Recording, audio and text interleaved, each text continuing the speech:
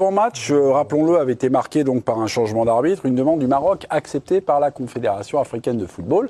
Donc péno non sifflé en faveur du Cameroun, est-ce le fait du match? Oui, nous répond Grégory Schneider.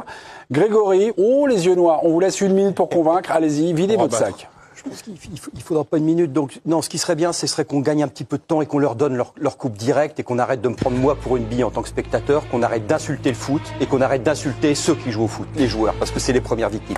Ce que j'ai vu ce soir est invraisemblable. T'as un défenseur marocain qui met le coude dans la gueule du gars, l'arbitre dit rien. À chaque fois qu'il y a un coup franc pour le Cameroun, le Marocain se met à 1 mètre pour empêcher de jouer vite. Il a jamais fait le ménage. Et il y a évidemment ce fameux penalty. Bon, là, ça s'est vu. Regardez bien l'attitude de l'arbitre. Il est ennuyé parce qu'il sent bien qu'il s'est passé quelque chose. Il sent bien qu'il est dans la sauce. Il sent bien, mais il est en service commandé et ça peut pas se passer autrement. Donc on va arrêter de nous prendre pour des billes. On va arrêter de dire c'est la CAN, c'est ceci, c'est cela. C'est pas la CAN, c'est la Reine des Neiges en fait. C'est un Disney. Donc ils vont la gagner à la fin. On n'a qu'à leur filer direct et arrêter de cautionner cette parodie de foot et surtout d'insulter le jeu et les mecs qui le font vivre. Parce que ça, c'est pas possible. Que ce soit des Camerounais, des Croates, des Marocains, c'est pas possible.